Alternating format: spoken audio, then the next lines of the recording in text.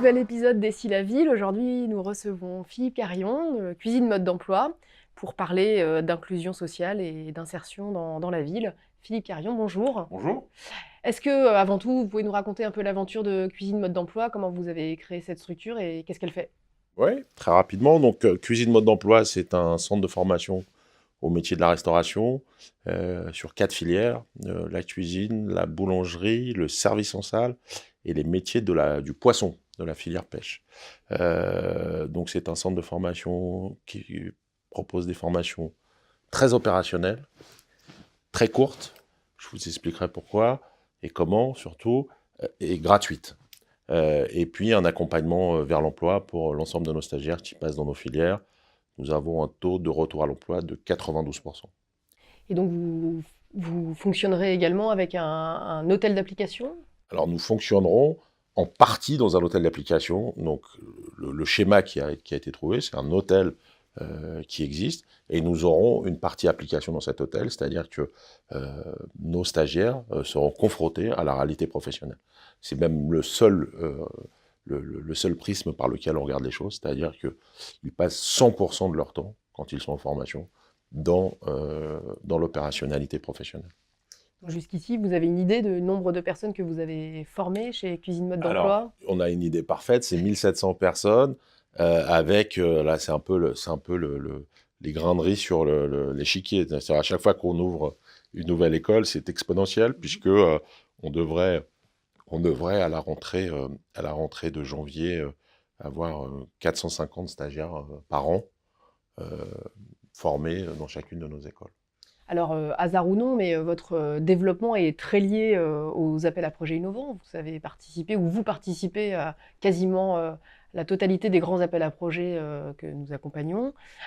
Comment s'est fait cette inclusion dans les équipes et d'où vient cet engouement pour vous dans les appels à projets? Engouement, le mot est un peu fort.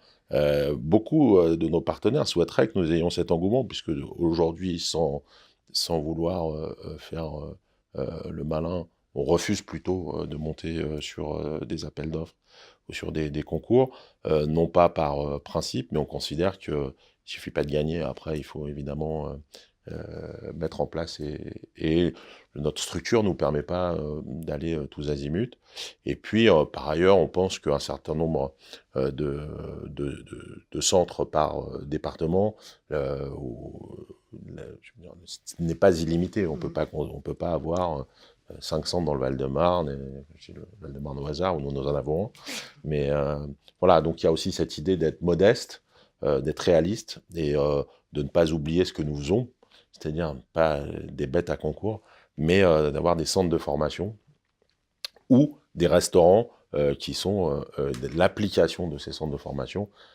Et donc, nous, notre vocation, c'est pas d'avoir de la main-d'œuvre bon marché, mais c'est de former des gens. Donc, nous n'oublions pas notre vocation première.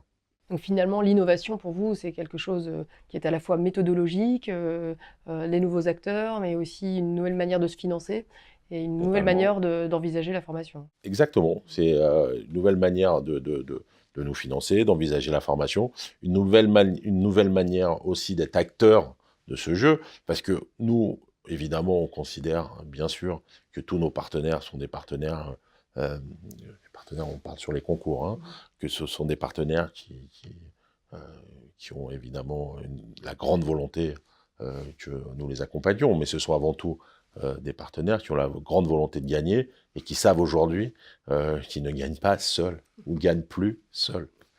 Très bien. Merci Philippe Carion. Merci à vous.